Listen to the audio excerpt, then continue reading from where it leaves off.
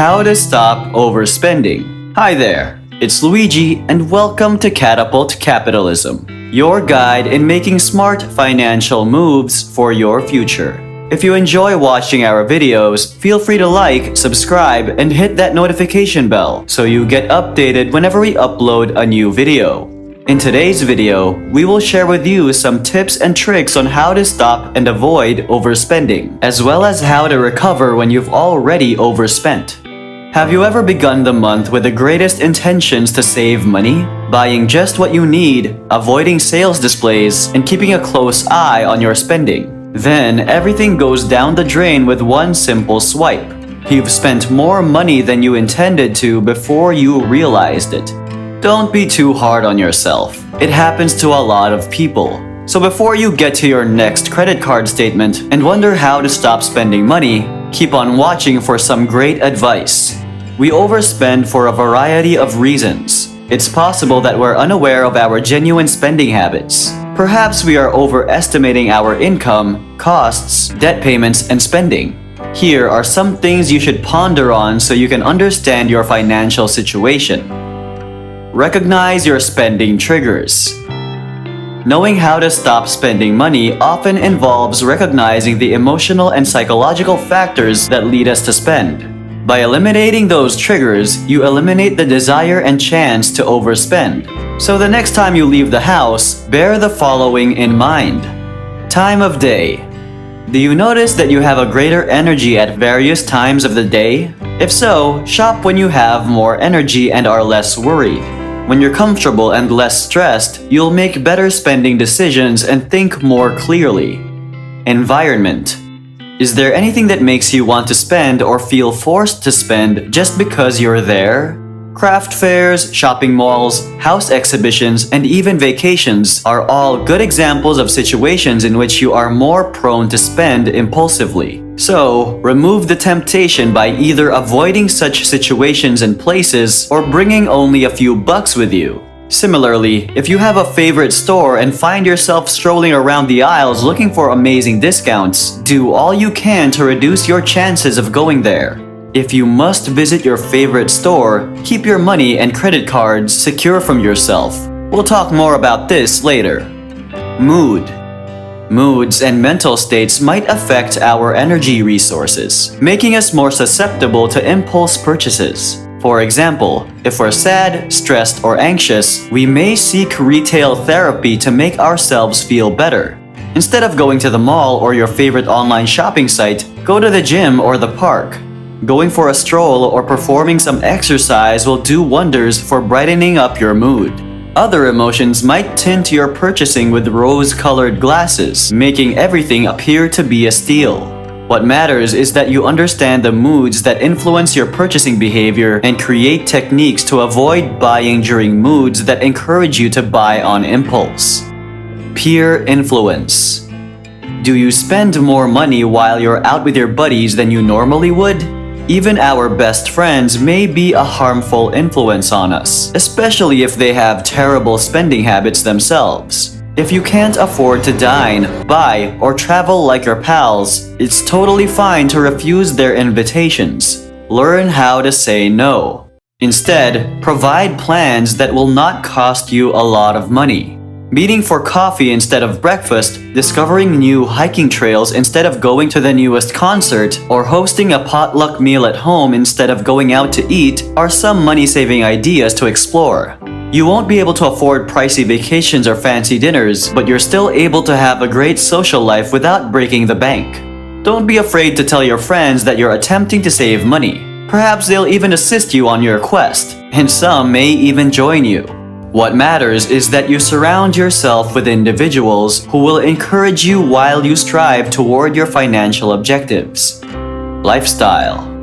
If you're used to a specific way of life, it may be tough to abandon it if you suddenly face financial difficulties. However, if your lifestyle becomes larger than your budget and you don't know how to stop overspending, you may find yourself in a worse situation. Your upbringing has an impact on your lifestyle choices as well. If you grew up in a family where money was constantly tight, you may feel compelled to squander in order to make up for all the things you were denied as a child. Similarly, if you grew up in a family where money was never an issue, you may feel tempted to spend money you don't have to retain the lifestyle you grew up with. The simplest approach to begin living within your means is to set and stick to a budget. You may have to give up some pleasures, but it'll be worth it when you see your money balance improve. Keep track of your spending. The smallest purchases may quickly pile up, and by the end of the month, we may find ourselves with a shrinking bank account and significant buyer's regret. Tracking your costs is essential for budgeting success because it holds you accountable for every dollar you spend. When you know where your money is going, you'll be able to make better spending decisions and find areas where you can cut back.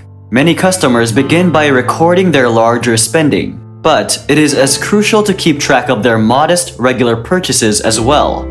A morning cappuccino, those lunches out, picking up a lottery ticket, or grabbing a magazine from the grocery checkout line all pile up faster than you realize, and in the end, they can have a significant impact on our budget. If you can save only $4 a day, which is equivalent to your morning espresso or breakfast bagel, that builds up to more than $100 per month.